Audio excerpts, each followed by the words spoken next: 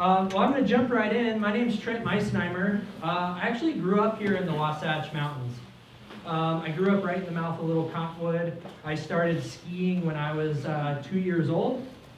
And right at about the time of 10 or 11, I decided to start splitboarding and snowboarding. I joined the dark side, and I assume this is why a lot of us are here as well, to learn about snow and avalanches so we can do this every single day. Then last year, actually from this guy over here, Dave Richards, I'm going to call on him a lot, he told me I need to start skiing instead of snowboarding. So I decided to pick up skiing as well last winter, and I'm starting to maybe get the hang of it. You know, in really good snow, I can link a few turns, and if it's variable, I look like a beginner on a green run. I also snow bike quite a bit. Any snow bikers in the house tonight? One way in the back. Yeah, it'll catch on, you see. Give it a couple more years here. I also spend a lot of time in the summer months kayaking. And I don't just kayak on flat water like this photo, but I really like kind of class 4 and class 5 whitewater. And when I'm not actually in the river, I spend a lot of time on the bank thinking about what are the differences between, like obviously this is a dangerous sport, and backcountry skiing is fairly dangerous. What are the differences? So one major difference that I can think of is with the river, you can see all the hazard, and it's pretty constant, right? Like any river runners in the house? All right, figured it was probably the right crowd. You can read the water. You know, you can see a log off the bank, you can look in the river, you can see the hole. But when you're backcountry skiing, you don't really see that, right? The slope is white. And you can visualize, you know, what happens if there was an avalanche, where do I go? But you're not seeing the whole slope shatter like a pane of glass, you know, in this like dream state. Where whitewater is a little bit different, it's more constant. Yes, why you are all here tonight. I'm a master's student up at the University of Utah in engineering, and I do a lot with environmental fluid mechanics, and I actually really love mathematics. What's that? Wasn't always the case. Wasn't always the case when I was a little younger, but I really do love mathematics. And then last but not least, I love to rock climb. And I'm assuming a lot of rock climbers in the house? There we go, yeah, it is BD after all. And I think rock climbing is a little bit more like whitewater kayaking versus backcountry skiing in that you can read the rock. You can see the hazard. You get to decide your level of, like, your danger. Like, what risk are you willing to accept? Because I could climb up another 10 feet without placing a cam, right? And I could accept the risk of a 20-foot fall. Or I could put a cam in. It's all up to me. And backcountry skiing is a lot like that, but again, we can't see that slope just kind of shatter like a pane of glass. But more importantly, and I'm sorry about this clicker, I don't know what the mouse thing is doing. It just kind of is going to do this, so bear with me. I really love my job. Yeah, now you all notice it. That's even better. You know, I really do love my job. I get to go out in the mountains and I get to wear funny colored hats and point to weak layers in the snow and get my picture taken. But I really love this. You know, I love digging in the snow. I love seeing and theorizing about snow and avalanches. And I really do love avalanches. I mean, I just think they're the coolest things. You know, obviously not being in an avalanche, but going up to these crown lines and looking at them and thinking about, like, what the heck caused this thing to avalanche? You know, what was the winds doing? What was the weak layer? Where was the person on the slope when they triggered it? That was a human-triggered slide out in the Uintas, by the way. Pretty remarkable. So yeah, I really do love these avalanches. And, you know, for me, everybody always asks me at pretty much any talk I go to, have you ever been caught in an avalanche? And, you know, this is my 18th season in the backcountry, and I've never been caught in an avalanche. Yeah, thank you very much. Knock on wood. Thank you, sir. And But my dad was actually caught in an avalanche in 2004 on Kessler Peak. That's in mid-Big Cottonwood Canyon, right there behind the sledding hill. And they were fairly unlucky. They were hiking up through some trees, and what they didn't notice is the slope just above them pitched up to about 35 degrees, and they collapsed the slope from where they were standing, and the hill came down on top of them. Two of my dad's friends didn't move very far. They maybe went 100 vertical feet down the hill.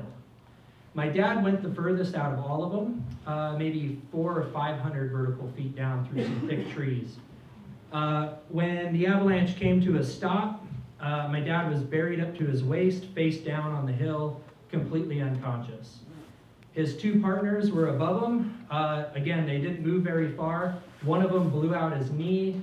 The other one broke 5 ribs and punctured a lung. And they were also buried up to about their chest. So it was about a half an hour went by after they dug themselves out and started breathing again that they actually heard from my dad. So had my dad been fully buried, I don't think he'd be alive today to still backcountry ski with me. But this is what he looked like the night he came home from the hospital. So pretty banged up. Like I said, he went through quite a few trees. And you can notice, obviously, his face is pretty swollen. But he broke a bunch of fingers, dislocated a shoulder. You can see, and sorry you guys, I'll try to do a little shift here. You can see the big stitches in his forehead that he had to get fixed up. And if you actually notice right here too, a tree branch just barely missed his big artery in his neck there. So super lucky. This was what his other friend looked like, who only moved 100 vertical feet. This is Graham. He ended up blowing out his knee, and that was kind of the end of his backcountry skiing career. Okay, so why we're all here. I'm going to try my best attempt to go through some of the events this winter that I thought were important. I can't spend time on every single event and every single storm, so bear with me as we jump a couple of weeks at a time. But it's going to be really important for us to realize tonight that we need to think of snow, not just in inches of snow. If a friend calls me and says, man, we got 18 inches of snow, my first question back is going to be, how much water was in the snow? Because the water is really what's important when it comes to snow and avalanches. And you're going to hear a lot about water tonight. We call it SWE, which is snow water equivalent. And here in Utah, we get about 13 inches of snow for every 1 inch of water, to put it in perspective. That's kind of normal average for Utah. If you've ever been to Tahoe or the Sierras, they might get 6 inches of snow for every 1 inch of water. And this will become important a little bit later on. But it's also because the snowpack, and especially with avalanches, it's really this delicate balance between stress and strength. And each of these factors can add stress to the snowpack, or in some cases like rain, it can actually decrease the strength of the snowpack. So that's why that water weight or wind loading is very, very important to our snowpack, and we're going to get into this. Avalanche size is another thing you're going to hear a lot of us talk about tonight. So I thought it was just really important to put this in here, so when Mark gets up and starts talking about D4 avalanches, you at least have a clue of what he's talking about here. So really, a D1, it's a 5 scale, and a D1 is relatively harmless. So this might be a little loose snow slough, or in the springtime the sun heats up and some snow dribbles down, we might classify that as a D1. But just one next level up is a D2. And that is where it could bury, injure, or kill a person.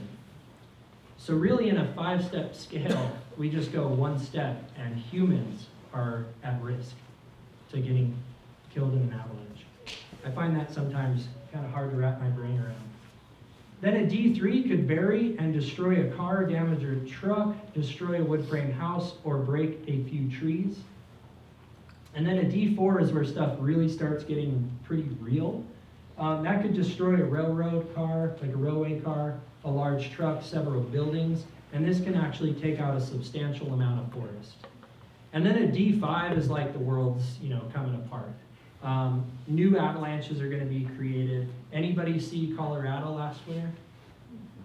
Yeah, Colorado had a widespread D4 and D5 avalanche cycle. I mean, they were creating new slide paths all over the state. It was pretty remarkable. Then we need to really know, to understand the rest of the talk, we need to remember what are the ingredients for a slab avalanche. So one, we need a slab. That's the title of the avalanche, so that's good. We need a weak layer, and then I threw in a steep slope and a trigger. Can some people in the audience, what are different triggers? What can a trigger to the snowpack be? A person. A person, perfect, yeah, human triggers. Animal. Cornice. An explosive. A snowmobile. More snow. More snow. Rain, heat. Rain, heat. Yeah, heat's a funny one, but yeah, strong solar input. Another avalanche. Another avalanche. Awesome. I think we basically nailed them all. Oh yeah, tree bombs. Yeah, that could come from heat, so that the snow in the trees drops out. Cornice drops. Yep, awesome. There's a lot of different triggers that can happen. So this video, real quick, is just going to explain really what we want to see and what we don't want to see in the snowpack here. And if I just look at the snow layering here, you can see we have some really nice light fluffy snow right on the surface. And actually the snow gets harder and harder as I work down, and I can barely get my one finger in right here. And we love to see that in the snowpack. This is what we want to see. However, right underneath this hard layer is a layer of very loose and faceted snow where the avalanche actually failed, was right here on this layer of faceted snow. So again, anytime we have very loose, weak, sugary snow with stronger, more cohesive snow on top, it's the perfect recipe for slab avalanches. All right, he said it better than I did. Pretty good, right?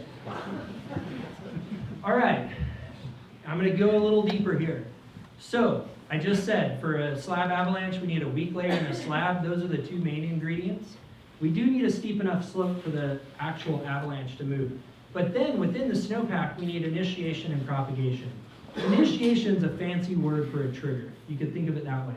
But propagation is really important. That's where the crack actually travels through the snowpack and allows the slope to communicate. And basically, it's what allows that slab to break from 50 feet to 100 to 200 feet away. That's what propagation is. And you'll see why this is important in just a few minutes. And then in Utah, this is our weak layer that we deal with pretty much every single year. This year there's a little bit of a uniqueness to this weak layer, but this faceted snow, this is what it looks like. It's just a fancy name, but it basically starts like everybody's seen Alta's logo, the pretty snowflake, the dendrite with all the little, fingers sticking out. That's what happens. The snow falls from the sky, and then if this stuff sits around, especially in cold temperatures, and if the snowpack is shallow, it turns into this stuff, this faceted snow. And it's really easy to identify, but it can also form around surface, so like the surface of the snow, like tonight, right? Very cold and clear. Everybody in the room should be thinking about our next weak layer that may be forming tonight and into the next couple of days. And it can form around crust, and it forms around at the ground as well. And the important thing to this weak layer is they form persistent weak layers. We'll get into that more in just a minute. The next really important thing is wind loading. So wind loading, this kind of blows my mind, and I think, like I said, I'm gonna pick on Dave Richards a bunch tonight, but we had an interesting email conversation the other day where we asked if, say Alta gets 12 inches of snow and 1 inch of water, but the wind is blowing, what do you think the starting zone might end up with? And we were saying, do you think it could be 2 inches or 3 inches of water and 36 inches of snow up in those starting zones? And I don't think we for sure know that, but we definitely know that wind loading has a huge effect where it can take snow from one side of the mountain and dump it onto another side, and it creates a lot more water weight up in those starting zones. So jumping into this year, this is what November 21st looked like. I mean, pretty slow start to the winter. You can see all the southerly facing slopes are bare dirt. Okay, we had 2 storms. We had one in October, one in early November, and all of that snow stuck around on these northerly facing slopes at the upper elevations. And because the snowpack was very shallow and it was very cold at that time of year, this snow actually became faceted snow. And it wasn't an issue this day because what are we missing? A slab, right? We need those 2 ingredients for slab avalanches. So fast forwarding to the 25th, Drew Hardesty issued our very first avalanche forecast, and much to, not much to our surprise, we had persistent weak layer as the very first problem. You can see here, this is called a locator rose. So I'm going to explain this really quick. If everybody familiar with Mount Superior in the room? Across the street from Malta, that big beautiful peak. Now just imagine if you were flying in a helicopter and you looked out the window right at the top of the mountain peak, you'd be staring right here on this locator rose. And then the bottom of Mount Superior is what? What's the base of Superior? 8,000 feet, top is 11,000 feet. So it's much like this diagram. Is that wrong? No, Close enough. Some change. no, it's only 100. So what we do with this is try to explain where this weak layer is at. So you can see it's upper elevation west through east facing slopes, so that's above 10,000 feet. And then you drop down a ring. That ring right there is 8,000 to 9,500 feet, and the bottom ring is anything below 8,000 feet. So that's a fancy little diagram we like to use. Moving forward in time on the 29th, just 4 days later, we issue a high avalanche danger. We get lots of snow, we get lots of wind. And this, I actually was out this day, and this was one avalanche that I triggered in Upper Two Dogs. And these avalanches were pretty big, 3 to 4 feet deep, few hundred feet wide, and they just had a ton of power. So check this out. Trent Meisenheimer with the Utah Avalanche Center. I'm up here along the Cottonwood ridgeline. We just triggered a big avalanche up here, and you can see it's a couple of feet deep, and what it's failing on is this stuff at the ground. This is weak, faceted snow, and once we overload this snow with heavier, stronger snow on top, it's no match for the snow above. You might ask, how did we get here? Well, if you think back in October, we had early snow, and it was very shallow. And it sat around in these upper elevation shaded slopes. Now, it's really just some simple science. The ground is really warm all the time, almost 0 C, 32 Fahrenheit. And if we have a shallow snowpack, what happens is the air can be really cold, and it drives a temperature gradient through the snowpack, and that water vapor that's stored in that little shallow layer starts to move and deposit on each of those snow grains, and it forms this stuff, this very weak and striated snow that's no match for when we put dense, heavy snow on top.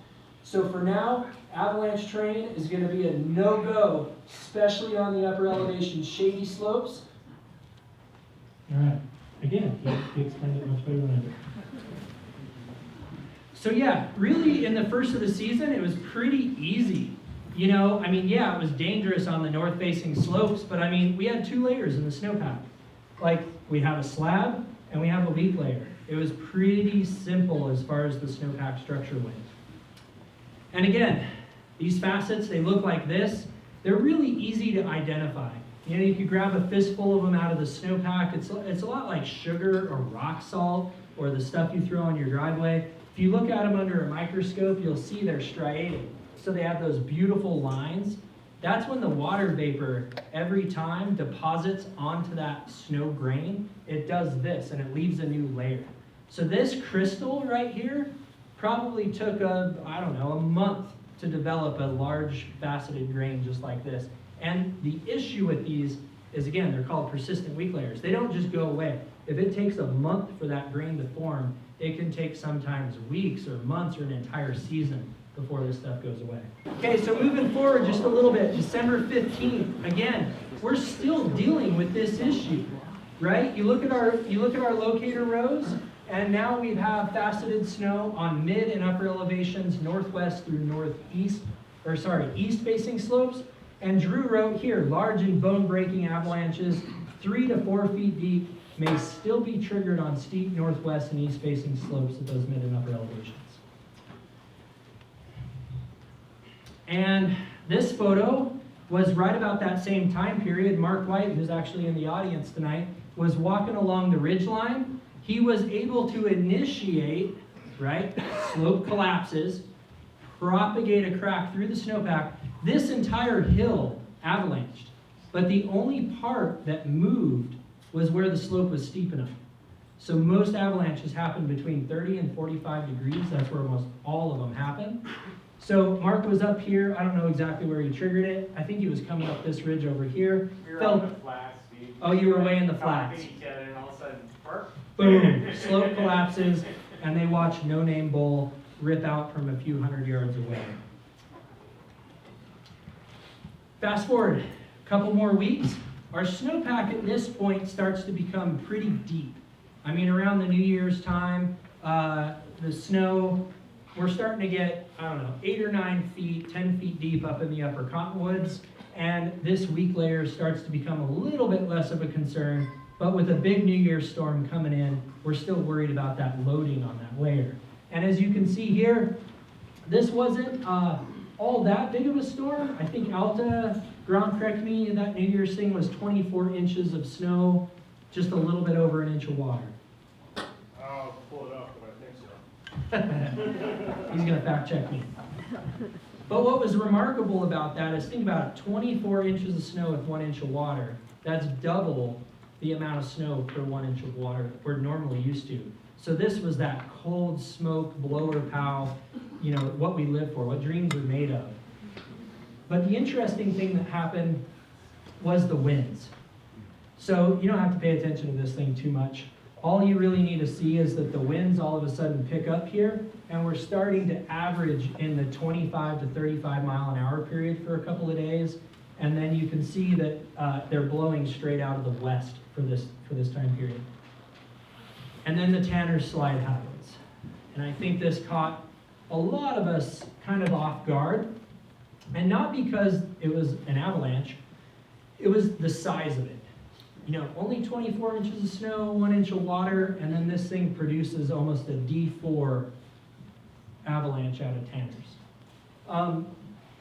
Mark Saurer sent me an interesting fact that since 1971, Tanners has only hit the road 6 times. And I'm assuming Tanners hit the road this last cycle. So basically in 50 years, Tanners has only hit six times. Again, this happened on January 2nd, so we're not quite to our big avalanche cycle just yet. But this really spurred kind of, at least for me, this shift of thinking, or this mentality change that I had to kind of wrap my head around. And that morning, UDOT went out and they shot all their starting zones with their guns, and they brought down a bunch of avalanches, 3 of which crossed the highway. So really good control results out of this storm. But more important was these avalanches only 1 to 2 feet deep, but they were propagating hundreds of feet wide. And to us and to UDOT, we were like, that doesn't really speak to new snow. New snow avalanches, yeah, they can propagate wide, but typically when you start seeing things 500, 800, 1,000 feet wide, or like where avalanches jump over ridge lines and do kind of weird things, to me that speaks faceted snow. So the very next day, Mark joins Drew Hardesty out in the field. They go dig a snow pit on a south-facing slope.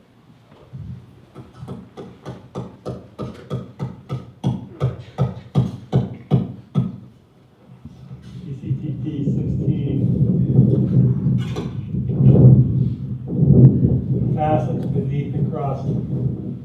Likely the culprit in many of these avalanches the last couple days. Drew Hardesty, who's scared of the sunshine there. Really covered. So he says, extended column test propagation 16. Now, extended column test is the bread and butter of our tests in the backcountry, and because it shows two things: initiation, so his loading steps, and the propagation across the column. So you need those two things for avalanches. That's why this test is so key in the backcountry for understanding if you can actually trigger an avalanche. So yes, he finds a crust with some faceted snow, and it turns out that crust formed right before the New Year's storm on the 28th or 29th. We had just enough sunshine to melt the surface of the snow, and then it refroze that night. We either had a little light fluffy snow on top of the crust or below it. It faceted, and it created a little bit of an issue for us. That same day, or this very next day, January 4th, this is our anymore, and we're just not seeing the activity.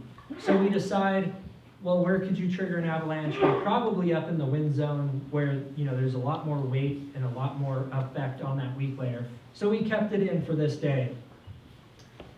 The next day, January 5th, we get 8 human-triggered slides, and I think, well, I say it here in a second, so it doesn't matter.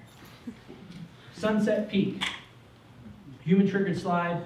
This thing is south-facing, 10,000 feet, 2 feet deep, 125 feet wide, cotton carry, deployed an airbag, uninjured. Another one, Little Water, southeast-facing, 9,300 feet, 1 foot deep, 60 feet wide. Microwave, Patsy Marley area, southwest facing, 9,400 feet, 18 inches deep. Columbine Bowl, south facing, 10,000 feet, 16 inches deep. Tuscarora, another catch and carry here, south facing, 10,500 feet, 22 inches deep. Wilson Peak, southeast facing, 9,600 feet, 12 inches deep, 175 feet wide, cotton carried. All in one day. What stands out to you? South. South? Like, what? Where'd that come from? Right? This whole season we've been worried about these north-facing layers, and then all of a sudden in one day we have, 8 human-triggered avalanches, 5 catch and carries on south-facing slopes. A little bit of a head scratcher. And that's what I was doing this night. So if you flip back the curtain behind our website, this is actually what you get. This is real dirty. Starting with a text string from the boss, here's his nice little handmade graphic here. And he says, hey, thinking that wind-drifted snow should remain the main problem, also drop persistent weak layer for forecast at the ground, and introduce this for a soft slab on top of a PWL 1 to 2 feet deep. Field work goals will be to map it and gauge its sensitivity. Any thoughts? And then I really liked what Greg wrote back here. He said, yep, meet the new boss, same as the old boss. All right. And then those were all the avalanches that I wrote out on paper that night. And then I decided to even do a heat map to see what was really going on. You can see that's where all those avalanches and the activity came from. So guess what was in the forecast the next day? A full 180 shift, right? So our thinking from weak layers on the north all of a sudden became weak layers on the south. And I think I wrote, heads up, we have a new persistent weak layer. And this is the actual accurate statement. Yesterday we had 5 human triggered slides with 2 catch and carries on southerly facing slopes. It's been very, very active. And then I did say that the persistent weak layer found on northerly facing slopes where that faceted snow at the ground exists is now dormant. So that doesn't necessarily mean that it's just all healed up. It's just dormant, meaning we didn't have the weight or the load, people aren't triggering it, the structure's there, but we're not seeing avalanches. So much like Mark's text, I decided to go out in the mountains, and on this day, I think I dug, people think forecasting is just like powder shots. It's really not, I promise you. I dug 18 holes this day. Didn't make a ski turn. I went around the entire compass at 9,000 feet. I was able to easily find this crust and facet interface. This is in backside of Ant Knolls in American Fork Canyon. So moving forward to January 19th, So we had that facet crust weak layer. We saw that day of avalanches, and then we just kept getting more snow. I mean, it's been one of those years. It's like, I mean, today was beautiful. That's what, one of 5 sunny days we've had this whole season, because it's just been nonstop snow. So during that period from the 5th to the 19th, we received more and more snow. That weak layer became more and more buried. And just like how long it takes for these weak layers to grow, you know, if it only happens overnight, they can go away relatively quick. You know, it's much different than if that snow sits on the ground for a month and then it gets buried. That can take an even longer time. But the good news for that southerly facing crust and facets is it formed really quick. It got buried very deep, very quickly. And so right about the 19th, we started feeling pretty good about that weak layer. And we decided to take it out of the forecast. So on the 19th, I decided, as well as the team, we dropped PWL, and the only thing we were worried about was some wind-drifted snow. And then guess what happens? Milby South. So Milby South happens, and this is pretty interesting. This is, I guess, let's see here. Mount Superior would be a little bit over that way. This is in Big Cottonwood Canyon. This is a 10,000-foot slope. It's due south facing.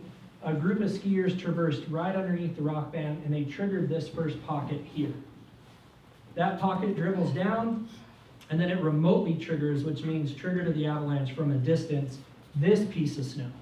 So a much larger avalanche. And within this avalanche, it's this part right here stepped down even into deeper weak layers. So this crown might have been 4 feet. These were about 2 feet, 1 to 2 feet deep. And so now we're like, oh crap. Just as we thought that was done with. What do you guys think the forecast happened the next day? Oh, there it is again. So the persistent weak layer showed its face once again. And you know, that is the problem with these things. That's why they're called persistent weak layers. They are tricky. They can be hard to deal with, and even when you think they're put to bed, sometimes they come on back. We really struggled with this as Milby South, and I think Drew wrote really well, is more the exception than the rule, but I feel it probably involves a facet and crust structure from last Wednesday, Thursday. While nearly everything else in the range was skied with impunity, this avalanche warrants great attention and some respect. So we fast forward another week. We had no avalanche activity. We kept getting storms, no naturals, no human triggers. So again, we finally decided to put this thing to bed once again. And on January 25th, 2 months after our first snowfall, we issued our first low danger day in the Wasatch Range. We did still mention this in additional info on our website. We didn't just discount it, but it was just something to be aware of. All right, moving forward a little bit more in time now. This is February 3rd. This is our boss's new puppy. Super cute. That's our other forecaster, Nikki Champion. That's her car that morning. This is looking at my shed in the backyard. I think many of us can remember this because we shoveled more snow than even Alta, which you don't really get to say all that often. I think the benches stacked up 18 to 20 inches. Mike will cover this a little bit more. When Alta only picked up, what were they? 7? 8.5. 8.5 inches. Thank you, Grom. I knew you'd come in handy. 8.5 inches at Alta, 20 inches on the benches. So really a pretty big difference there in the storm, and Mike's going to talk more about that. But the important thing of this storm is just how low density the snow was. It was like 3 to 6%, very light, very fluffy snow. And then as the storm exited, very cold temperatures came into the valley. And I think on Wednesday we picked up another few inches in the mountains. Again, very, very low density snow. And then Thursday morning on the 6th, it started snowing again, but the temperatures rapidly rised. We had heavy, heavy snowfall, very dense snow falling on very dry and cold, light snow. And it was only just a few inches of snow. This This video here, let's see how I can do this. The video on your left is 100 feet from the truck.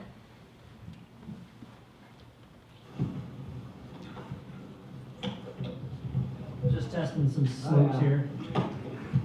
Sketchy. Gotta love your friend's commentary. Right, and then again.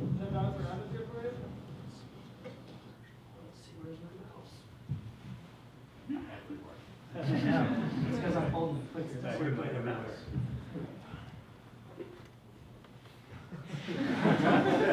Oh, there we go. I can see it up there.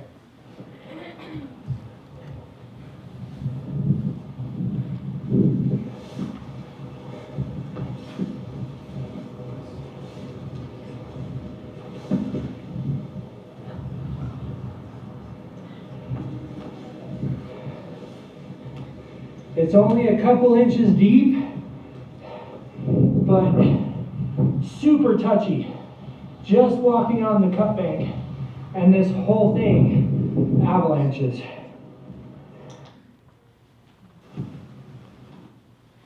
Cool. So, right at about that point, the boss had texted me earlier in the morning and said, hey, I decided to wait on a warning, but we'll see what the storm actually does. I literally called him 5 minutes after seeing this 100 feet from the truck. Winds above me are just nuking sideways. It's snowing super hard. And I say, hey, Mark, I think it's time to pull the warning. I think this is about the same time Little Cottonwood Canyon completely shuts down, and we go into a pretty crazy next little section here. So I'm going to go ahead and bring Mike Wessler up to talk about the remaining parts of the winter. Like Greg said, Mike is a University of Utah PhD candidate. He works directly with Jim Steenberg. He's a really brilliant student, good friend of mine. So give a warm welcome here for Mike.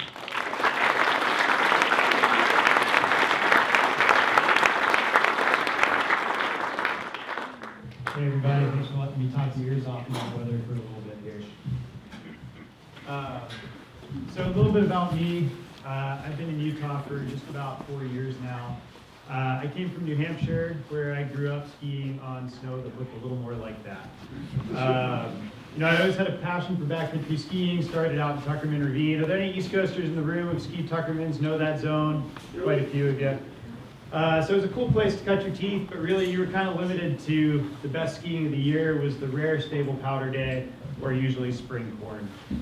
So it was really nice to get away from this land of rime and not so great snow and come out here to Utah where I got to experience some of the greatest snow. Hey Mike, hold the microphone closer. Gotcha. Can everybody in the back hear me now? Yeah. Much better. Okay. So I moved out here to Utah, partially for grad school, partially to work with Jim Steenberg, and partially, well, maybe mostly for this. I do spend a lot of time in the office, but I try to ski 5, 6, 7 days a week if I can, right? You got to mix up a little bit of work and play. So I've always been interested in the weather. I've always been interested from an outdoorsman's perspective. I was a field guide in Maine for quite a few years. I dealt with whitewater kayaking, rafting, etc. And I was always out there wondering, where did this big storm come from? Why did we get hit like this? Or where should I go paddle? Being a whitewater boater in the Northeast, you're always chasing where most of the rain fell so you can find that next sweet waterfall or boulder garden. And so that took me through a career of a bachelor's degree in applied meteorology at Florida State University, where again I mostly skied and did some weather. But wound up spending a lot of time with Mount Washington Observatory. So I spent 2 winters up on the summit. Basically you work shifts of 8 days on, 6 days off. Usually it's 3 observers and a little black cat named Marty that kept us company. It does get a little stir crazy up there when you're locked in a building, the winds are howling and it's fogged over for a week straight. So up there I got to deal with taking weather observations in mountain environments, either automated stations like the one at the top left, or manually like we're doing on the right side there, trying to figure out the type of snow grain or snow crystal that's falling in the midst of this fog. And as you know, anybody who knows a little bit about New Hampshire and Mount Washington has probably heard about the record winds. The bottom left is one of my friends and co-observer running out in 110 mile per hour sustained winds gusting to 130. He lost the other half of the hurricane flag. Any of you who've seen those know they're supposed to have 2 of those little red flags. Well, one went away pretty quickly when he stepped out the door. So that was really a blast of an experience. But 2 of the things that I experienced most commonly, neither of them were snow. Generally at the summit, we're in the fog. There's all these water, semi-frozen or super cool water droplets floating around. And as soon as they hit any cold surface on the outside of the building, they turn to rime.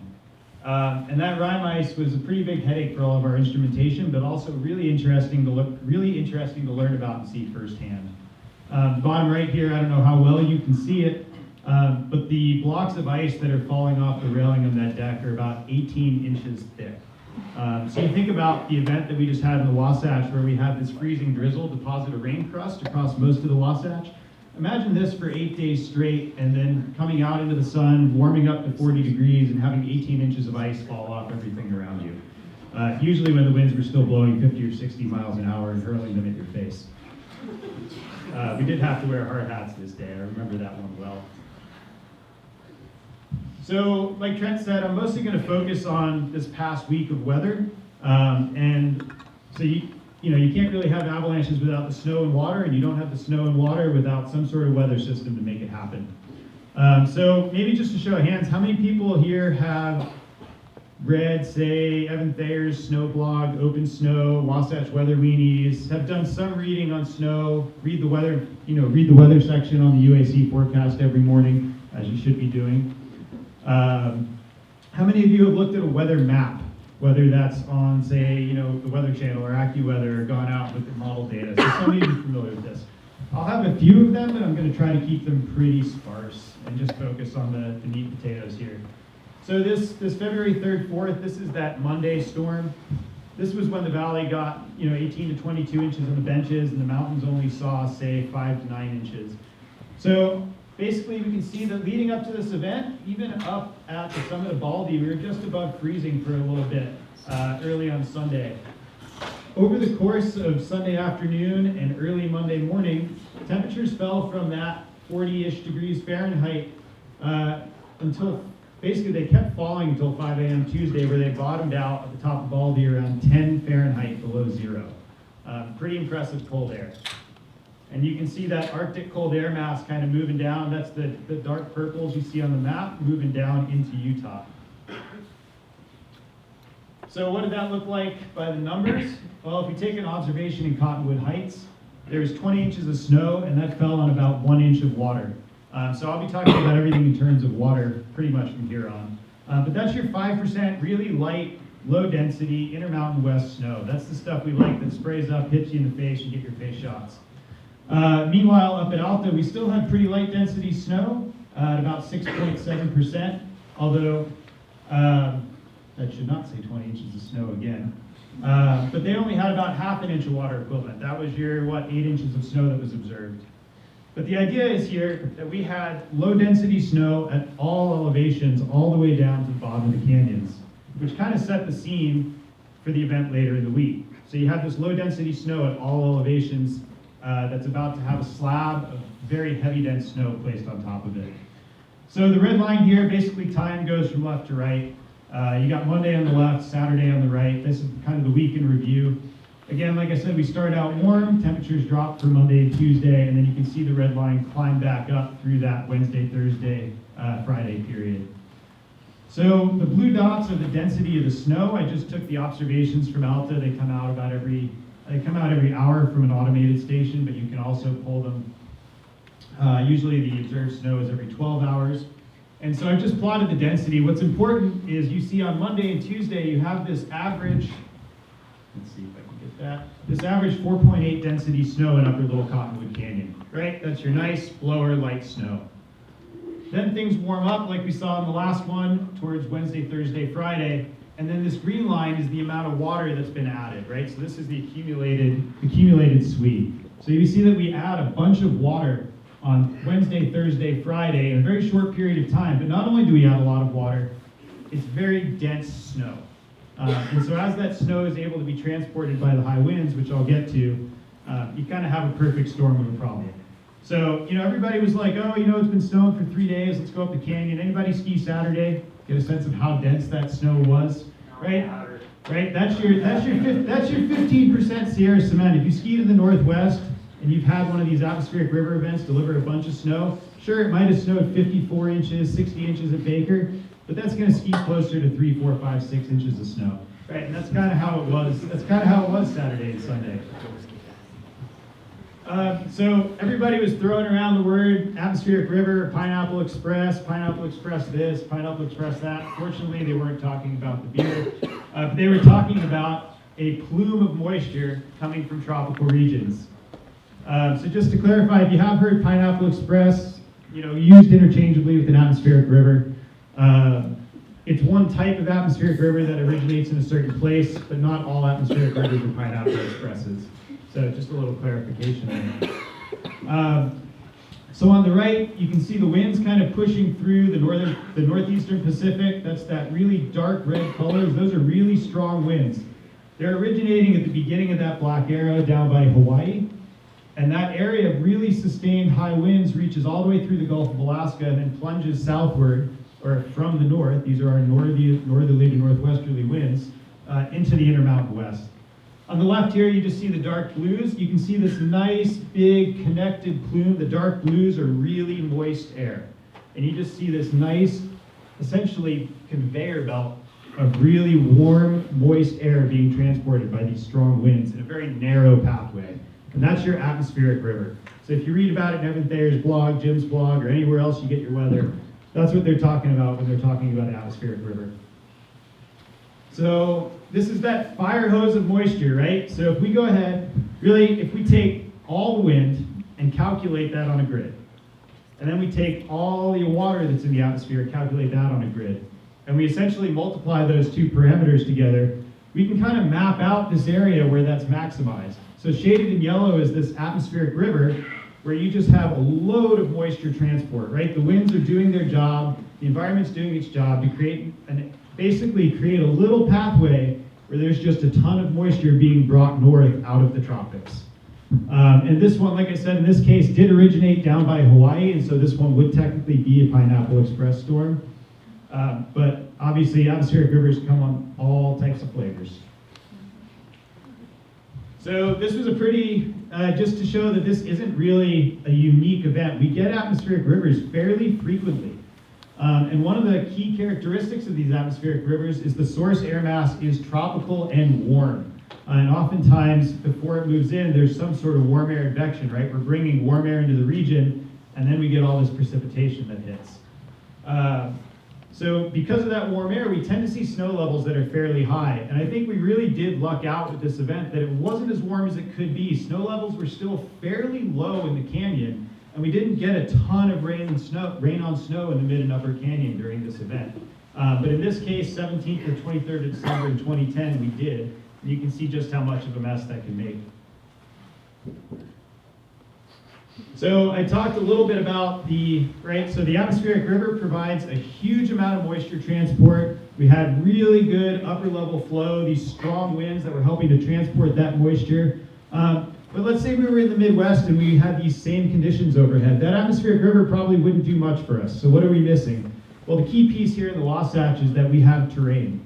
And that terrain acts to basically take this atmospheric river and wring it out like a sponge.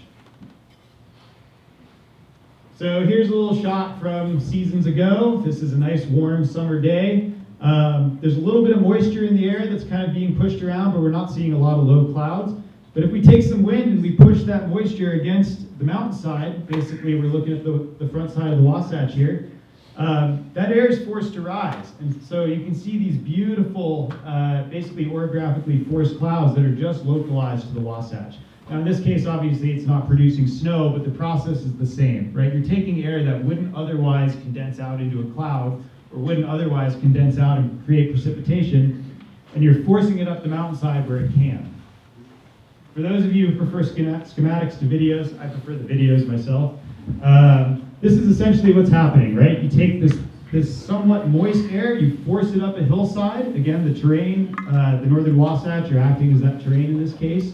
And you push that up the hillside, And that air starts to cool as it rises. And as that air cools, it's got to get rid of the moisture that's in it. It can't hold as much moisture as when it was warm. So all that moisture's got to go somewhere, right? It becomes these cloud droplets. It eventually becomes, say, cloud water, cloud ice water, and then a snowflake.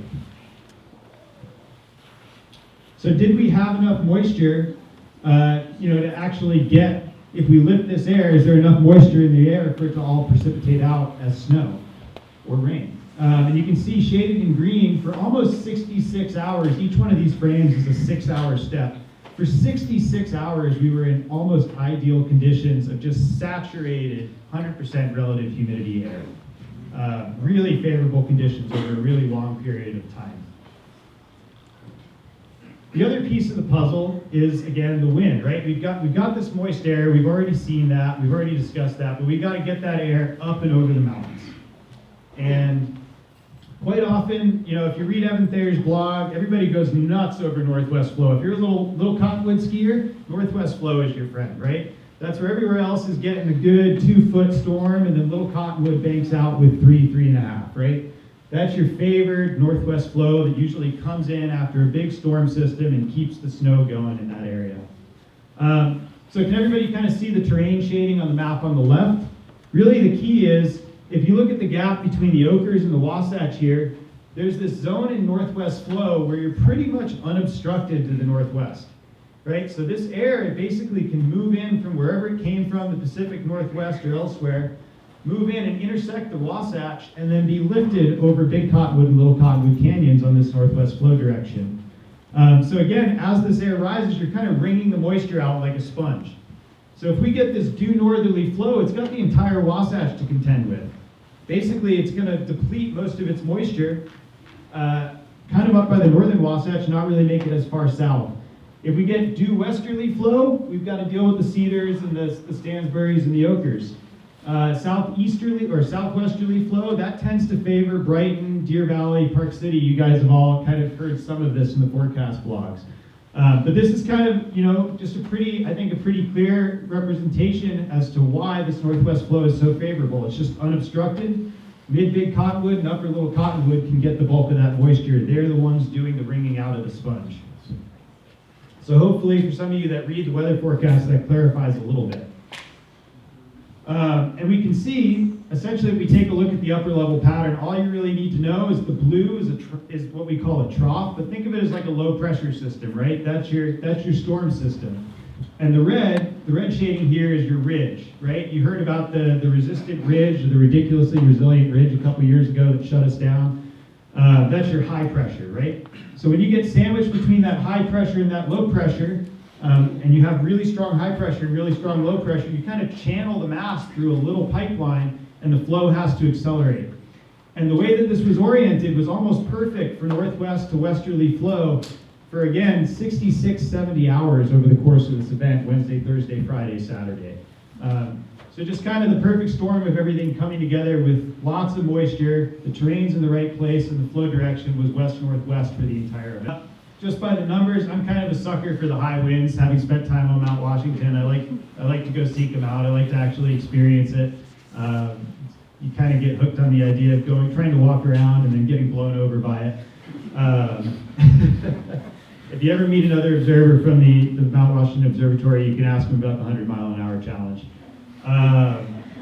So basically, for 24 hours, we were seeing wind gusts on the top of Hidden Peak at Snowbird that were gusting to or above 90 miles per hour and then topping out at 100 miles per hour. But really, what I think is more impressive is there was almost 4 days. So this is 30 miles an hour here. There's almost 4 days in the red line where the sustained winds were over 30 miles per hour without backing off. And there's really, 36 to 48 hours where they were over 50 miles per hour sustained without backing off. So while these events are not unheard of, this is pretty impressive to get a nice multi-day wind event.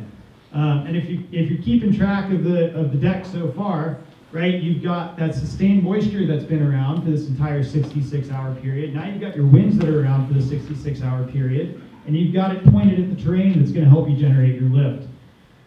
So you put all those pieces together, and like you saw on that slide, I had to pull the movie poster Perfect Storm in there. I couldn't help myself. really gave us the perfect storm of conditions for Little Cottonwood. Depending on what measurement site you're looking at, anywhere from 5.5 to 6.5 plus inches of water. And then you can see as you step off into the less favored areas on northwest flow, the areas that are not generating as much orographic or terrain-induced lift, we're looking at maybe 2.25 to 3.5, all the way down to, in the Provo area, 1.25 inches of water. So the terrain really had a lot to do with these localized effects and what terrain areas are favored in what flow direction. I posted the statistics here from the Alta Co-op of some of the all-time highest liquid water equivalent events. I think if you rank this event, it's somewhere around 38 to 40. So, you know, it's an impressive event, but it's not unheard of to have this. That means in the last, I think this record goes back to 1904.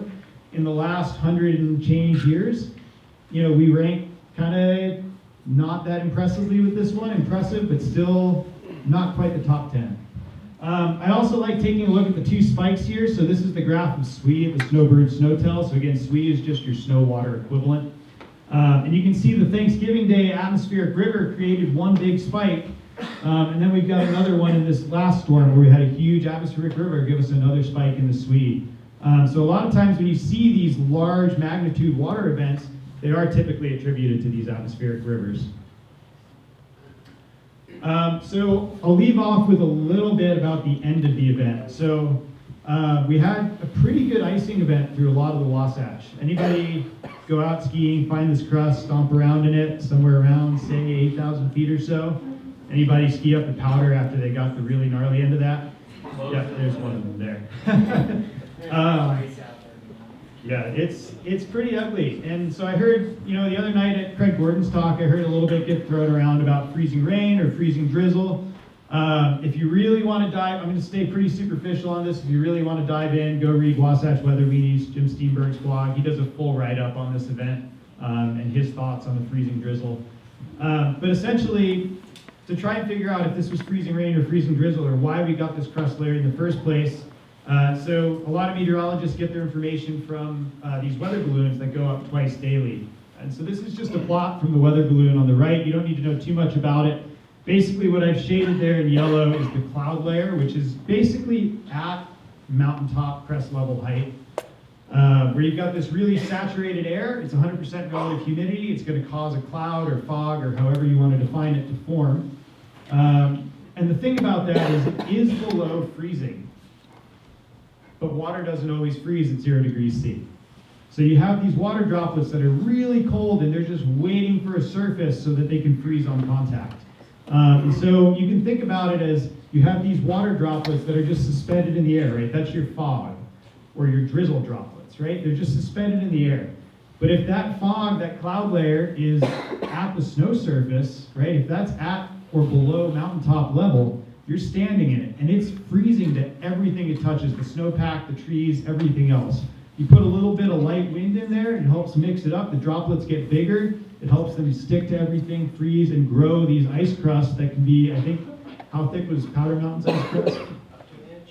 Something like a 2-inch ice crust. So it just, you know, anywhere that was in the fog or in this cloud layer, this drizzle layer, likely has this rain crust or this drizzle crust on it somewhere. But hopefully that clarifies the formation of that a little bit. So anywhere that, you know, maybe the Wasatch back or, you know, up towards Snow Basin, anywhere that didn't have fog at the end of this event or didn't have a cloud layer lingering may have escaped the crust. But where there was, you could probably expect to see that. I don't think I have anything else, so I'll leave that snow totals and hand it back to Trent.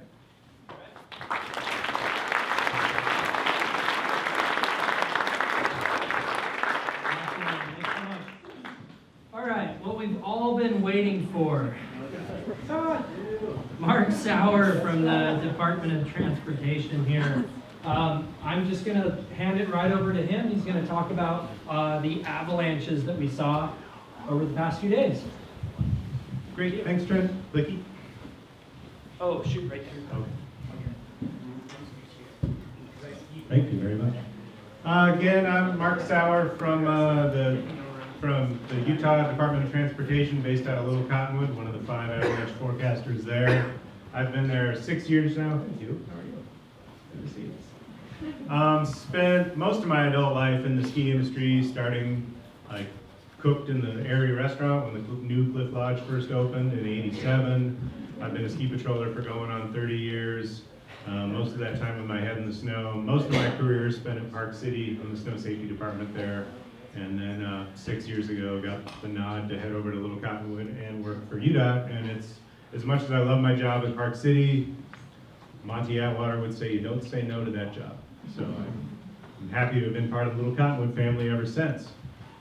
And yeah, I will basically kind of, most of my talk is just sexy videos and pictures. Trent and I threw it together at a coffee shop about 3 o'clock this afternoon. When he asked me to help out with this, I told him I was happy to, but can he do most of the work because we're still busy digging out up there. And so I just sent him all the pictures I had. We kind of organized them somewhat. And mostly I just want to give you a timeline of those 54 hours of my life and Grom's life and anybody else that was in the canyon during that time. And some great videos have been produced by our new communication coordinator, Sierra Witten. I don't know how many of you follow the new at UDOT Cottonwood's Twitter feed and Instagram, but Sierra's been doing an awesome job. That's a temporarily funded position. This is a test project. If enough positive feedback comes in from this season, Sierra will have a permanent job with us at UDOT. Phones ring a lot less. We just send everything to Sierra and she posts them for us. She makes the phone calls and puts us in her pretty videos. So some of you, or a lot of you might have seen this. She posted that on her site. This is just a quick little video wrap up of the whole event. And it runs just a couple minutes long. She's got some great oons oons music with it. I don't know what she listens to on her time off.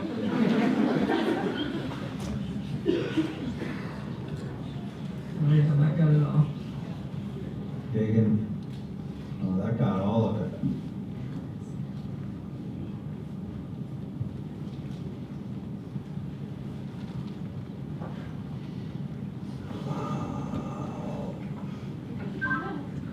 Nice work on that one, Roller. 3.5, maybe 4, we'll see. Wow. Yeah.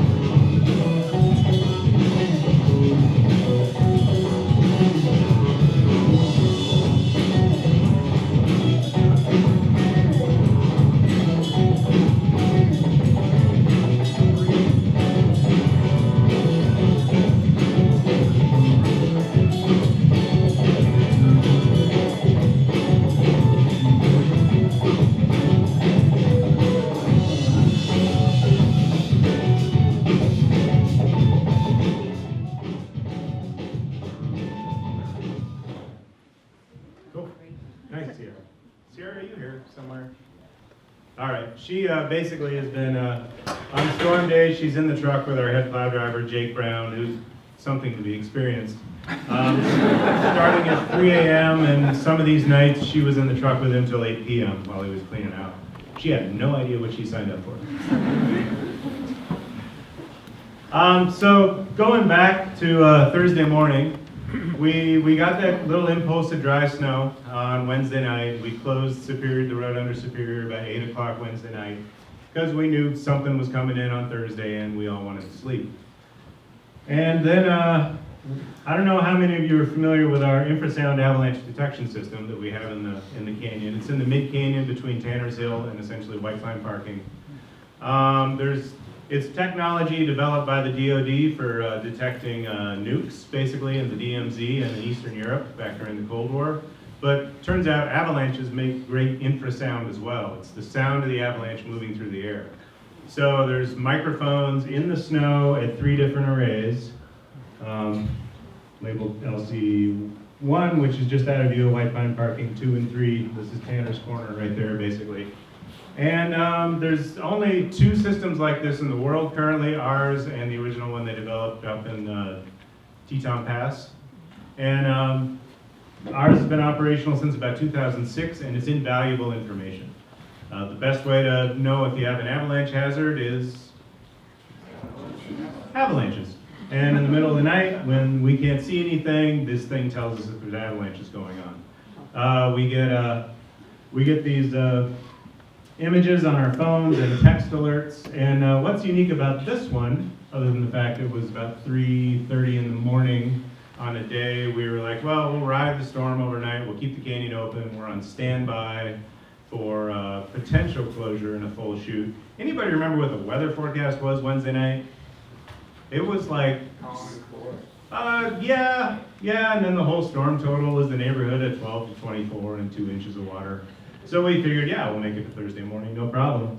And this woke us up, and what's unique about this is it's an off polygon identification. So the sensors, they listen for the duration of the sound and the strength of the sound and correlate that with the location of the avalanche paths. And generally in our world, if you look at that bottom figure, the power, anything around 1, we start to worry about the road. And that's within the polygons. This is an off-polygon avalanche, basically Tanner's. This ridge line separates White Pine Chutes and Tanner's. When we wake up to a 1.4 off-polygon, that's a Tanner's road hit. So at that point, at 3:30 in the morning, we knew we'd hit Tanner's. We made the call, okay, we're shutting, we're gonna do a full shoot.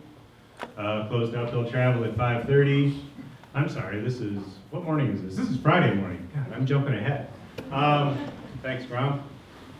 Thursday, obviously, I appreciate you. My brain still hasn't recovered from all of this. So this is what we woke up to Friday morning. This is during the meat of the event. Thursday, we were closed all day, essentials only. We shot the road a couple times.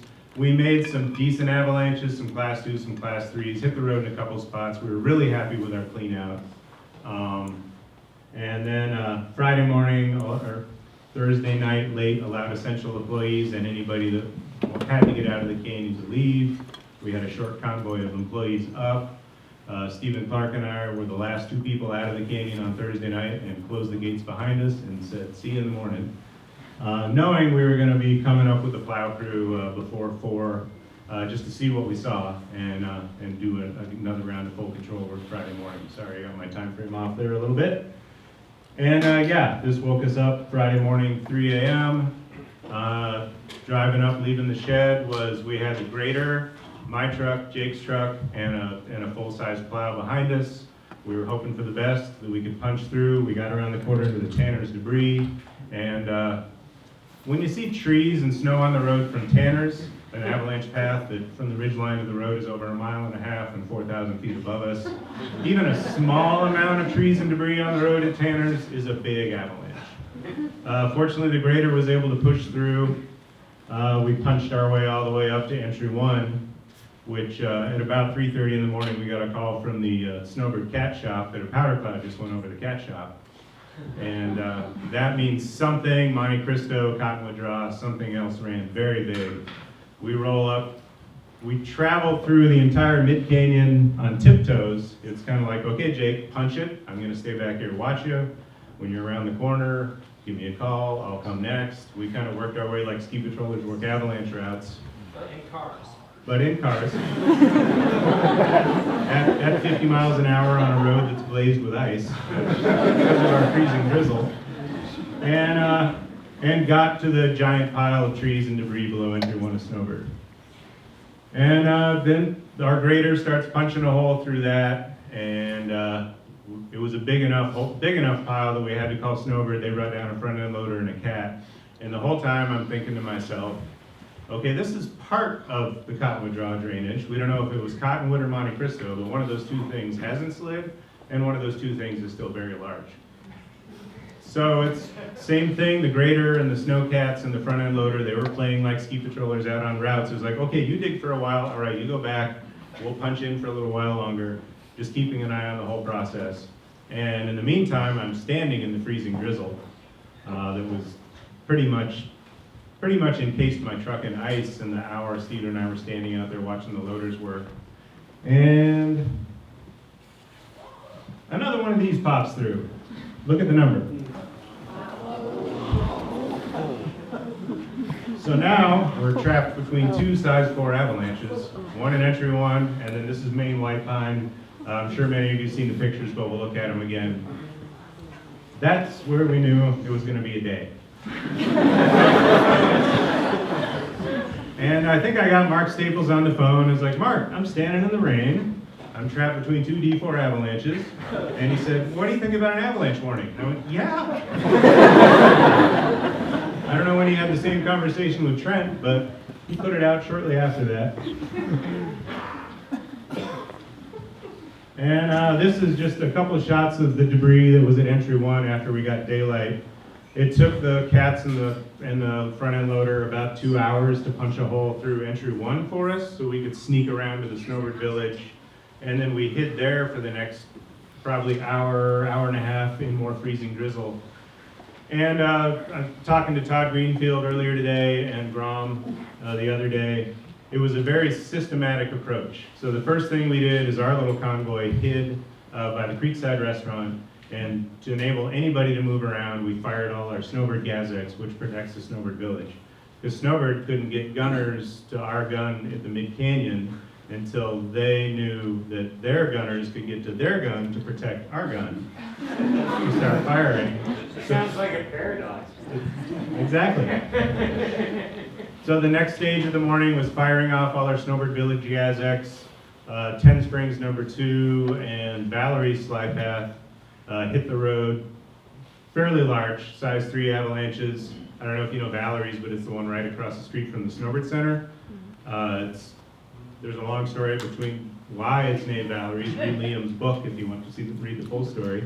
Yeah, that path used to hit the Snowbird Village Center fairly often. They dug that big pit there to help catch the debris, and it hasn't happened very often since we put our gas exploders up there because we're able to control it so much. But great avalanche out of Valerie's. I was too busy in my truck with the phone and the radio and to take any video because we actually had daylight for some of those. Just a little more of the debris out of Cottonwood Draw / Monte Cristo. Going back and looking at the crowns, and Grom agree or disagree, but we think that first avalanche was the Cottonwood Draw because we got a giant avalanche out of Monte Cristo when we finally shot it. The whole bowl is wall-to-wall crown. Yeah, like I said, lots of pretty pictures of destroyed trees. Jake, the plow guy, got on the radio, "Oh, you tree huggers, you're wrecking the forest."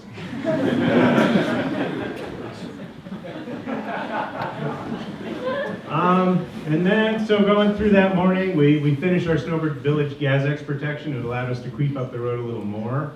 Then our front end loaders had to punch the road around entry 4 of Snowbird because we were blocked by the Valerie's Gazex. And next step was shooting our Blackjack Gazex above Snowbird, allowed us to creep uphill a little more. In the meantime, my coworkers that live at Alta were stuck at the office. They couldn't go downhill because of the avalanche debris. And so they were firing the Gazex from our computer in the office, and I was kind of forward observer down on the road just watching our results. We swapped places around 9 after I had spent 8 hours in my truck from the time I left my house. Finally made it up to the office. We kind of tag teamed the crew that had been in the office since 3 in the morning. We made a plan for shooting Superior first and seeing what happened, along with, we had to wait till Brahm's crew could actually get up to our gun. And then the next step would be shooting the Hellgate Gazex. This is a picture of one of the Hellgate avalanches. And then we'd work our way to town, again, progressively protecting structures and people. And then our last concern was going back downhill and just shooting above the road that we had just come up through. But no structures, no people down there. So clear Snowbird. Next step, fire a few shots on Superior, and those were the biggest avalanches, the controlled avalanches we saw. We dusted the cliff lodge, put a powder cloud over the fire station, actually damaged one of our trucks that had a dead battery, so it was parked in the Superior runout.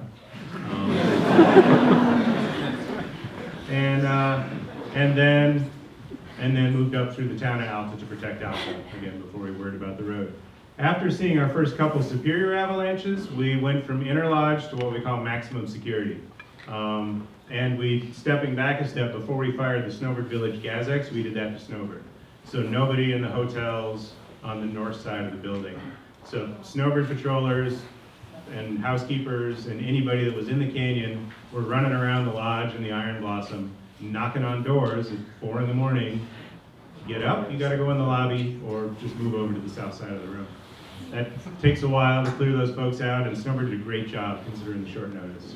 Hindsight, maybe that's a step we should have taken on Thursday night, just so Snowbird had a heads up for it. And we kind of started the process at Alta, just having a feeling. Powder cloud hits the cliff lodge, that feeling is good. And we implement maximum security for the town of Alta. And same thing, everybody, if you got a window on the north side, a basement, pretty much everybody moves down to the lower floor facing the south side. And depends on where you are, like maximum security at the Peruvian is the restaurant, the bar, and the pool. So that's an okay spot to hang out. Cliff Lodge, you're down in the lobby, that's pretty chill. Alta Lodge, you're down in the windowless locker room. So choose your accommodations wisely. Sorry, I don't know if Cliff is here. Ron, don't tell him. And it was a good thing. I'm sure on the news you heard about the cabin we hit with the Hellgate Avalanche. If we hadn't been in maximum security, any number of those cabin owners could have been injured or even buried, because we did blow out the windows of one cabin with this avalanche, the north-facing windows, and they were down in the basement. The guy that shot the video in the Peruvian of Toledo slide, if he was in maximum security, he would have been down in the restaurant and the bar, so we're not entirely sure. But that's a great video, we're appreciative,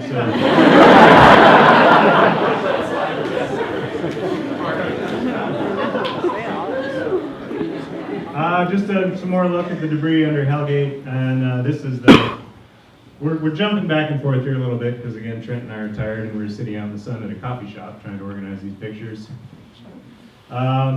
This is the only food we got for 54 hours. Plow guys had ordered pizza, and Steven kind of punched his way up and delivered it to us. And one of our new problems, Trent kind of touched on the D5 things, making new slide paths. This limber pine, Jedediah, little pine east zone, collectively called the Sleeping Giants. It's the avalanche path between it, the zone between White Pine Parking and Entry 1, essentially. That run out and that apron have always been pretty heavily forested. We make big, pretty avalanches up there. We know it had a history of hitting the road, but those trees have grown up so much during our aggressive control work that it was kind of falling off our radar. Guess what? We got a straight shot up 4,000 vertical feet and another 1.5 miles of avalanche path right to the road. Skiing, yeah. Yeah, because of that breakable crust, skiing on the south side is generally junk right now, unless you're skiing the avalanche debris. It's sweet, because now it's covered in a few inches of fluff, it's supportable. Just look out for the trees. This is an example of the connectivity. This is one of our controlled crowns off the Cottonwood Ridge. This guy actually pulled out the Willows side as well. So You know, Laurie was up in Snowbird Village, forward observing. I was in the office shooting the Gazex, but watching the webcams. And she saw this side of Cottonwood Ridge release, but it wrapped all the way around the Willows Path. Again, another zone that hasn't hit the road in an awfully long time because the forest is built up so much. We have a new webcam there. I was watching it and I went, oh shit. Because powder cloud and trees were blasting right towards the camera. Wait a minute, is some guy actually walking up there? When we shot? No. This guy triggered this, or? No, this was a howitzer shot. Checking, man. This is a howitzer Like, shot. holy shit, all right. Yeah, we ski around with packs full of bombs, Mark. This is where that wraps around. So the main avalanche went down Cottonwood Draw. Again, this hits at entry 1 Snowbird. And then it pulled out 2 more howitzer targets around the Willows. And if you haven't been up the canyon, yeah, there's a whole new ski run / avalanche path below entry 1. Those 2 hours we were sitting below the entry 1 debris, we were very close to being underneath this guy. Like, again, it's institutional knowledge. Oh, we're fine sitting here. Willows hasn't hit the road in I don't know how long. And then, you know, we pull this out about 4 hours later and bury the spot where we had a little string of cars. The big plow truck was the last car. He was basically sitting where this hit the road. That's why he's in a big plow truck. And we did some drone flights and heli flights. This is just a closer look at those crowns. For the most part, these are just storm snow avalanches. We really only broke down to the dirt and broke down into old snow in a couple spots. But again, it was 41 inches of storm snow, 6.79 inches of water, and a whole lot of wind to make those crowns even thicker. Haven't had time to go dig any crown profiles because we've been too busy just digging. But suspicion, yeah, it's certainly that lighter density snow that we picked up on the Monday storm and again the Wednesday storm. Robbie Young over on the Park City Ridge line did a crown profile on one of their avalanches and actually saw a hint again of a little radiation refreeze crust, recrystallization crust and facets. So perhaps it wasn't just the light fluffy snow underneath all that dense snow, but once again we formed a quick little crust and facet layer just being south facing. Just think about that. We got that storm on Monday, it was sunny on Tuesday. So again, we could have certainly formed a little radiation recrystallization crust with some faceting. Yeah, so many. And this is one of our bigger Mount Superior avalanches. This was a shot 25 off Little Superior. This is most of the reason why the road under Superior is still closed. Jake's been digging it out for 6 days now. This hit the creek. It jumped the road like it was bouncing off a trampoline. Hit the creek, turned, and whacked the Snowbird Superior lot. Those Connex containers that are in Sierra's video are from a construction site in the Snowbird lot. Snowbird's building a new power plant in the Superior lot. They asked us what we thought about it. We kind of went, eh.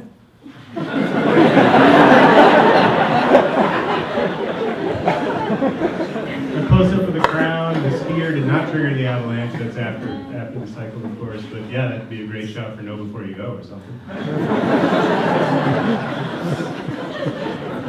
This is looking at our one big result in town, the Toledo avalanche.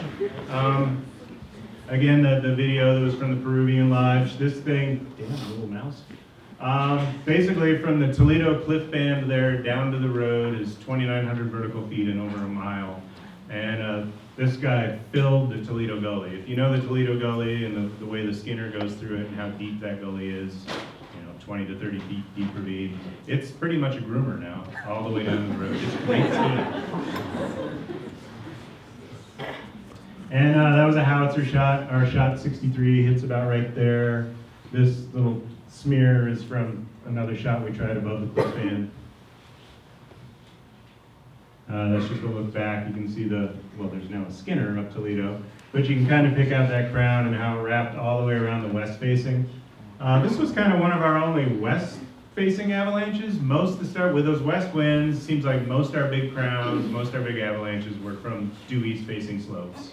But yeah, Toledo was kind of a little outlier there in that it wrapped around to the west. Little. Grapple. Yeah, totally. Grapple under the cliff. This is the Toledo debris. we often end up stuck on two sides of an avalanche talking to each other on our radios. Well, what are you gonna do now? This guy is the Reds avalanche. We'll get back to this later, but it was one of the last avalanches triggered in the cycle. It was Saturday morning. It's a little slide path just below the office, above Wildcat entrance. Every once in a while, knocks a few cars down to Wildcat. After a big storm event, we just back up our trucks, jump out on the tailgate, and stick a 4-pounder on a boo, and then light the fuse, get back in the truck, and drive away. Yeah, this guy put 15 feet of debris of snow on the road. It's like, oh crap! It was pretty much the only thing we didn't shoot during the whole storm event. And yeah. And what's odd is the blower had already run under that once and blown just storm snow up on there. Usually the blower kind of triggers it out for us. If it's a soft slab event, those big rotary blowers go underneath, blow their debris up there, make a little avalanche. So cool, we don't need to shoot that now. And blower went under it, nothing happened. We'd had the shot made, so we said, oh, let's go put it in anyway, and then made that. And then as the blower was cleaning up the mess, he released the second avalanche, and it buried the back end of the blower pretty good. He was stuck. He had to get pulled out by a front end loader. You're wondering why the road didn't open until noon on Saturday? You couldn't get to Alta until noon on Saturday because they were cleaning that up. Part of our East Tailgate avalanche, our Gas-X exploder is actually where the mouse is trying to point right now. One of our East Tailgate exploders. This guy, and we fired these about noon on Friday as we were moving our way up canyon. This is the guy that hit the cabin. It went from the East Tailgate spot where the exploder is, wrapped all the way around up towards Cardiff Bowl itself. Those of you that know and love British Bowl, that nice little low-angle tree skiing, we got rid of the trees. And almost hit the road with this. This comes out by the phone lot, where Toledo comes out a little farther uphill, and East Tailgate comes out the other side of the gate. So I don't know the last time 49 or 51 have hit the road, wrong. But For a while. yeah. Just another view of that crown. Again, a lot as you drive up the canyon, you don't see the crowns. As you drive down the canyon, you see all those east-facing slopes. You start to see all our crowns. Yeah, that's the combination of a Hellgate Bowl connected up throughout the whole bowl. And somehow, usually when Hellgate Bowl runs big, it comes out by the little rock there by the Hellgate garage. And that slide would have destroyed the Hellgate garage. But because of the way it ran, maybe because of the way the rest of the bowl released, it kind of pushed the avalanche more this way, so it avoided the Hellgate garage and the other condos and turned down the creek. And then, yeah, this is the remnants of the Shot 25 avalanche. There's a road under there. That's the cabin under East Tailgate, the Macintosh cabin. It's again a good thing they were in maximum security. Damage saw the pictures of the inside of the cabin. Kind of just broke the windows, put a few Christmas trees in their living room. A couple months too late. It smells like pine. It does. Ferg, do you agree with that? What's that? I'm asking Ferg over there if he agrees. It kind of stinks in there now. Yeah, you've been cleaning it out. Yeah, it's clean. Sorry about that.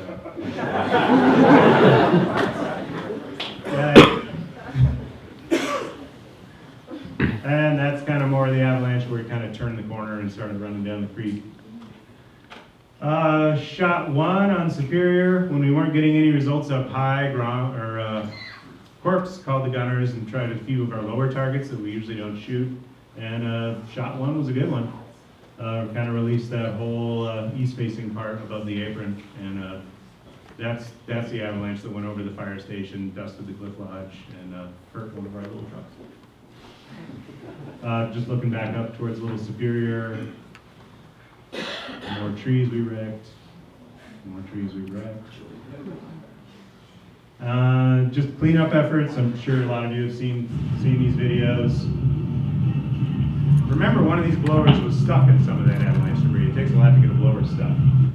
Part of why the whole process has taken so long is trees break shear pins and even heavy, dense avalanche debris. A lot of these things ran like wet avalanches. So the blowers can't just chew through everything. They were breaking shear pins and constantly having to stop. This is our East Tailgate cleanup. Ferg and his cabin are just over the knoll there.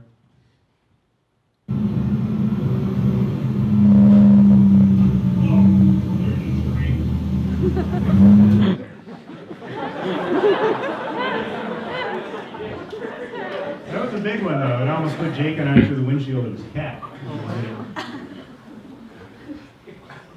This is that red shot. So it's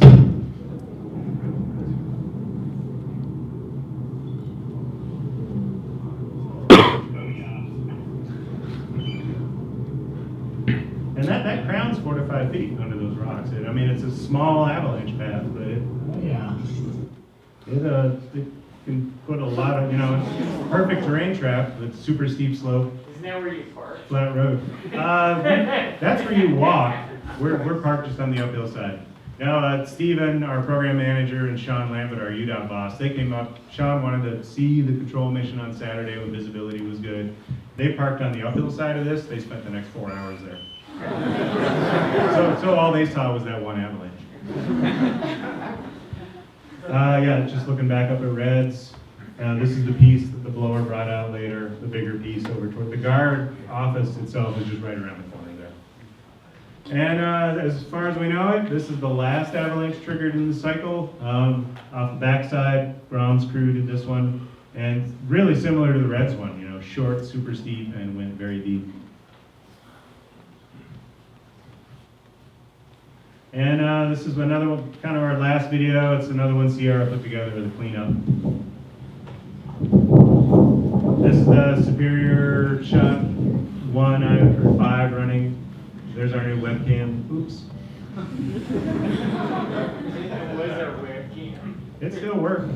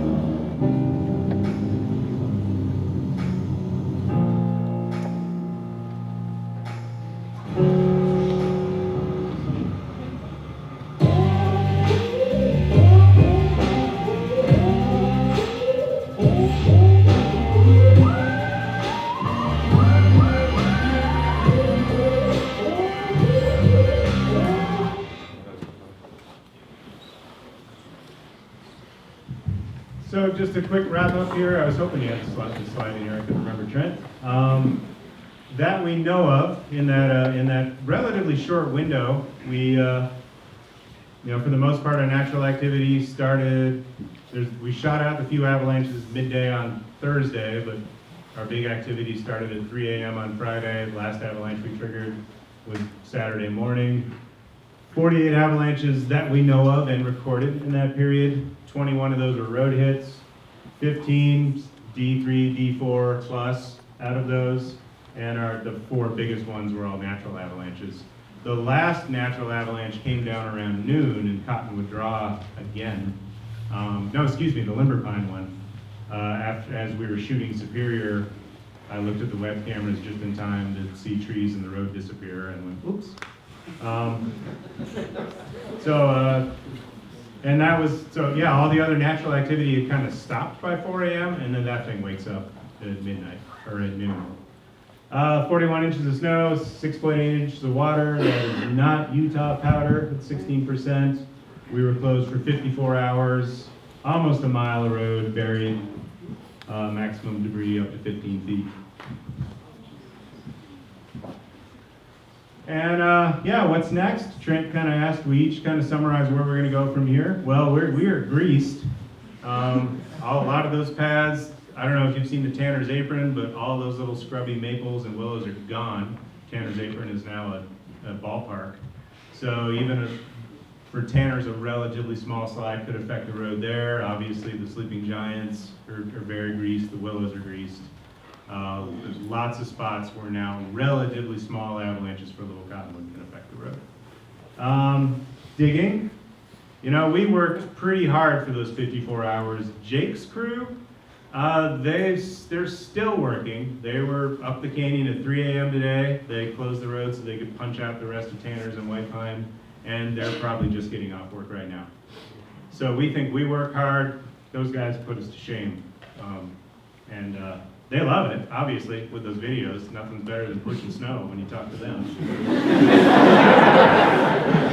And so we're digging, they're digging, we're digging. We're trying to get the place open. We've had a lot of help from Snowbird and Alta Cats and loaders as well. And yeah, it's, you know, one thought that's been kicked around. We've talked to Liam, we've talked to Mongo, talked to Ano.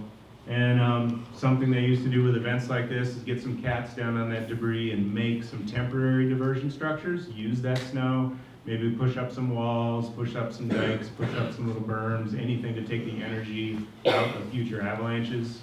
Those things could last for the rest of the winter and help us out, especially as we get into wet slide time of year.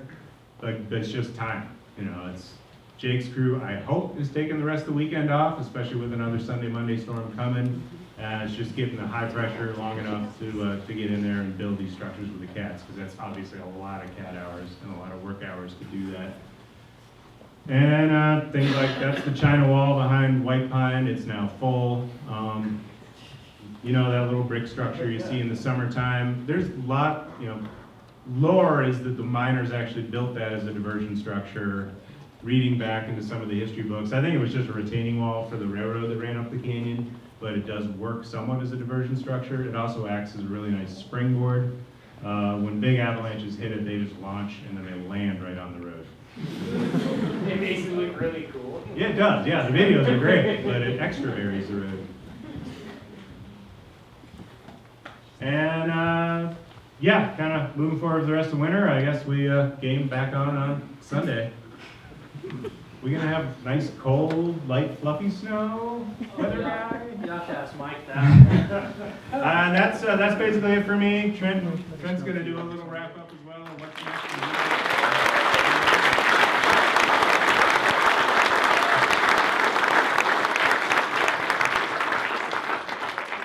All right, thanks for the warm applause there. I've got one last slide.